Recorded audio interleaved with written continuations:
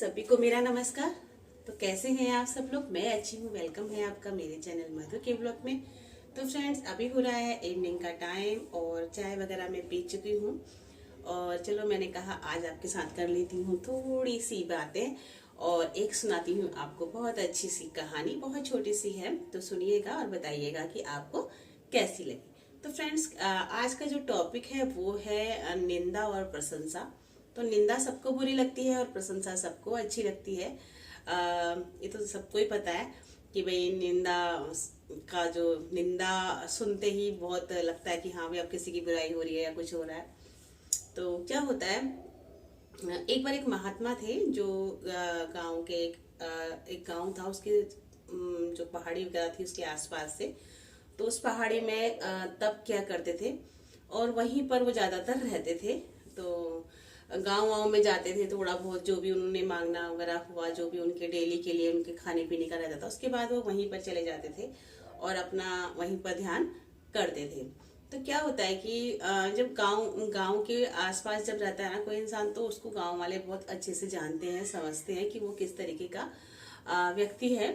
तो ऐसे ही होता है। जो सन्यासी थे, उनके पास एक दिन एक व्यक्ति आता है तो बोलता है कि महाराज, मुझे आपसे एक बहुत जरूरी काम है, क्या आप मेरा काम कर दोगे? तो वो बोलते हैं हाँ हाँ बिल्कुल, मेरे करने लायक होगा तो मैं कर दूंगा। उन्होंने बोला नहीं, करने लायक नहीं, आपके करने लायक है तभी मैं आपको कह रहा हूँ। उन्होंने बोला बताओ फिर क्या बात है। तो वो बोलते हैं, वो व्यक्ति बोलता है उनसे कि ना, मैं कुछ दिनों के लिए तीर्थ करने जा रहा हूँ बाहर, और मेरे घर में कोई भी नहीं है, और कुछ जेवर मेरे पास में है, मतलब असरफियां हैं, और उन असरफियों और कुछ जेवर जो मेरे पास है, मैं उन्हें घर में नहीं रखना चाहता, क्योंकि गांव वालों को पता है कि मैं कितना सेठ हूँ, और आसपास के गांव वालों को भी पता है। और तो जब पता होता है तो चोरों को अधिक जानकारी लेने में परेशानी नहीं होती है, उनको आसानी से पता चल जाता है कि ये लोग काफी दिनों के लिए बाहर गए हुए हैं। तो उन्होंने बोला तो बताओ मैं क्या आपकी मदद कर सकता हूँ? महात्मा जी ने बोला कि मैं आपकी क्या मदद कर सकता हूँ? तो वो व्यक्ति बोला कि ऐसा है,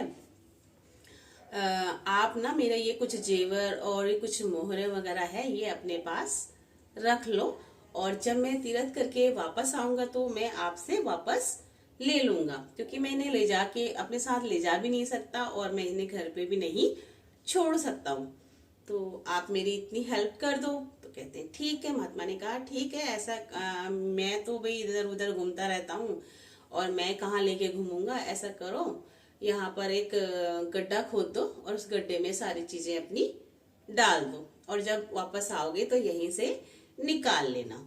तो जो महात्मा थे उन्होंने इस पर हाथ नहीं लगाया, और उसी व्यक्ति ने वहां पर गड्ढा खोदा और सारा का सारा जो भी उसका सामान था कीमती, वो उसके अंदर डाल दिया। तो भाई अब वो व्यक्ति चला गया, तीर्थ करने के लिए चला गया, और महात्मा अपना जैसे ही डेली रूटीन में काम करते थे अपना उसी तरीके से करते रहे, क्योंकि उन्हें किसी चीज से कोई मतलब नहीं था। तो ऐसे ही दिन प्रतिदिन बीतते चले गए, और एक दिन वो व्यक्ति वापस लौट आया। जब वापस लौट आया तो वो अपने घर जाने के बाद फिर उस महात्मा से मिलने आया और उनसे बोला कि गुरुजी, महाराज जी, मैंने जो आपको वस्तुएं दी थी, जो भी आपको चीज संभालने के लिए दी थी, आप उन्हें मेरा वापस कर दो।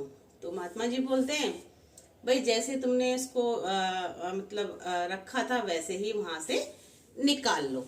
तो उसी व्यक्ति ने वो सारा सामान बाहर निकाला, और उसे बहुत ही अच्छा लगा कि जैसे भी सामान था वो सारा सामान इसके अंदर है, और वो उसे लेकर जो हमारे जो संत थे उनकी बहुत सारी प्रशंसा की, बहुत सारी प्रशंसा की, और प्रशंसा कर उनके सामने तो कर ही रहा था, और करते करते घर तक पहुंच गया प्रशंसा करते हुए कि कितने अच्छे हैं, कितने इन पे विश्वास किया जा सकता है, इन्होंने इतना बड़ा मेरा काम मेरा इतने दिन तक संभाला, मैं बेझिझक घूमता रहा फिरता रहा और इस चीज से बिल्कुल डरा हुआ नहीं था कि मेरी कोई भी चीज से मुझे हानि होगी। मतलब बहुत ही प्रशंसा करता हुआ घर तक पहुंच गया। अब क्या था कि जब घर पहुंचा तो उसकी पत्नी ने सोचा कि अब हम तीर्थ करके आए हैं तो तीर्थ करके आए हैं तो घर में कुछ ऐसा काम भी कर लिया जाए, पूजा पाठ वाला, मतलब एक कथा कर ली जाए, तो जो हम पूजा करके आए हैं वो सब सफल हो जाए। तो उसको उसको कुछ समझ में नहीं आया। उसने क्या करा कि घर के लिए अब पूजा के लिए सामान वगैरह चाहिए था, तो वो लोग काफी टाइम से बाहर थे। तो उसने पहले सारी सफाइयां वगैरह करी घर में। उसके बाद उसने क्या करा कि मुझे तो बाजार जाना है सामान, तो मैंने तो आज उनसे पैसे ही नहीं मांगे। तो वो क्या करती है, वो जो सामान महात्मा जी के यहाँ से आया था उसमें से एक थैली रखी होती है, उस थैली के अंदर देखती है, उसके अंदर मोहरें होती है, सोने की मोहरें थी। उसने उसमें से एक मोहर निकाली। उसने कहा कि सब कुछ तो हमारा ही है, और जब वो आएंगे तब मैं बता दूंगी। वो जाकर बाजार से सामान लेने चली गई, क्योंकि पूजा के लिए सामान चाहिए था, तो वो और वैसे भी थोड़ा बहुत घर के लिए भी सामान चाहिए था, क्योंकि घर में जब काफी दिनों से बाहर होते हैं तो घर में साग सब्जी बहुत सारी चीजें नहीं होती हैं। तो वो सब चीजें लेने के लिए बाजार चली गई और सारा सामान वहां से ले आई। अब पतिदेव दिन भर अपना काम दाम देख के जब बहुत दिनों के बाद लोग घर में आते हैं, तो सबसे पहले अपने व्यापार की, अपनी रोजी रोटी की चिंता हो जाती है कि इतने दिन से हम नहीं थे, तो चलो अब देखें कि क्या हो रहा है और क्या अब तक रहा। तो जब वो घर पे आए तो उन्होंने कहा कि ऐसा करता हूँ, ये सामान को एक बार चेक कर लेता हूँ। उसने जो है सारा सामान चेक करा, सारा सामान सही था। उन्होंने कहा कि ये पोटली है, पोटली में मैं अपनी असरफियां मतलब जो मुद्राएं हैं उन्हें भी गिन लेता हूँ। जब उन्होंने उस व्यक्ति ने गिना तो गिनते गिनते उसमें एक मुद्रा कम थी।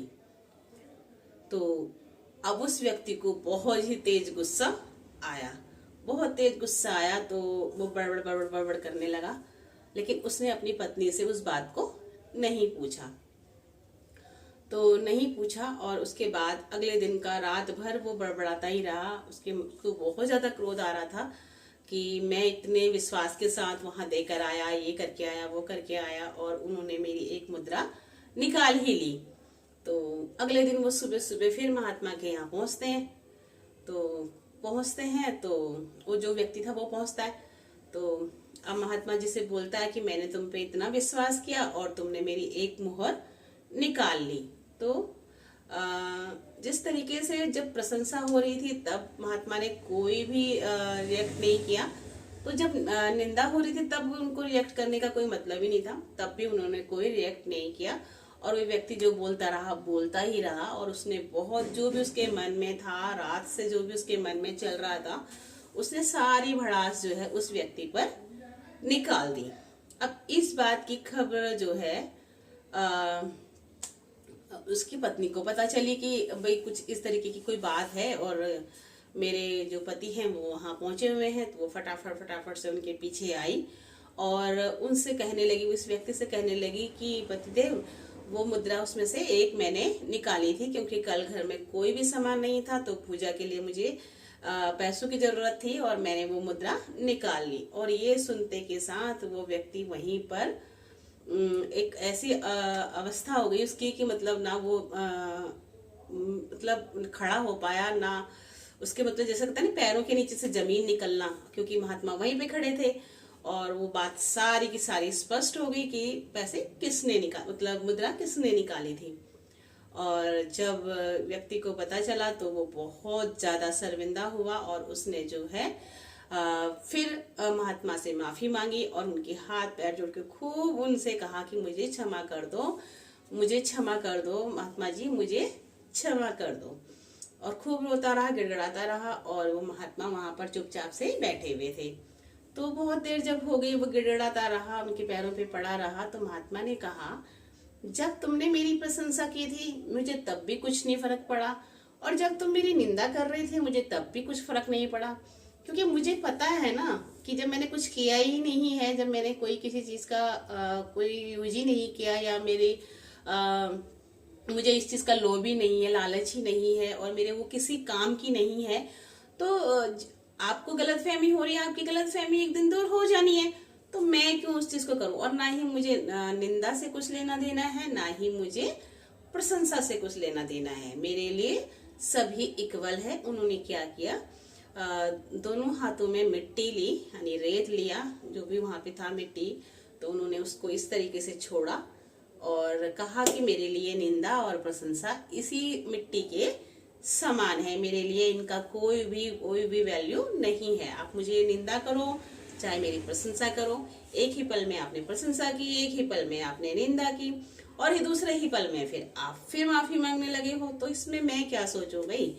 तो बहुत बड़ी बात, बहुत बड़ी सीख कि कभी कभी हम छोटी छोटी बातों पे दूसरों पे शक करने लगते हैं, विश्वास खोने लगता है। तो अच्छी तरीके से सोच समझ के हमें हर काम करना चाहिए। हर किसी को भी कोई चीज बोलने से पहले उसके बारे में अच्छी तरीके से पता लगा लेना चाहिए। और उसकी भी यही गलती थी कि उसने अपनी पत्नी से इस बारे में नहीं पूछा। तो पत्नी को भी था कि उस दिन उसको बता देती, क्योंकि वो इतने ज्यादा टेंशन में थे, तो उसे नहीं पता था कि भाई ये पता नहीं इसी बात से टेंशन में है या किस चीज से टेंशन में है। तो इसीलिए उन्होंने, उनकी जो पत्नी थी वो भी उन्हें नहीं बता पाई। और महात्मा ने उनसे कहा कि मैं आपसे बिल्कुल भी नाराज नहीं हूँ, और आप लोगों को दोनों के दोनों सुखी अपना जीवन जियो। मेरे लिए तुम तब भी वही थे और आज भी वही हो, और अपने अपने घर जाओ, मुझे किसी से कुछ भी कोई शिकायत नहीं है। वहां से गए, घर जाकर उन्होंने अपना फिर आगे का काम स्टार्ट किया, जो भी उन्हें पूजा वगैरह करनी थी। तो कैसी लगी आप लोगों को कहानी, बताइएगा जरूर। और जो भी मेरे चैनल पर न्यू है तो प्लीज चैनल को सब्सक्राइब कीजिएगा, सपोर्ट कीजिएगा। और आप लोगों के सपोर्ट की हमें बहुत बहुत बहुत जरूरत रहती है। तब के लिए okay, bye bye, good night, take care friends, bye bye.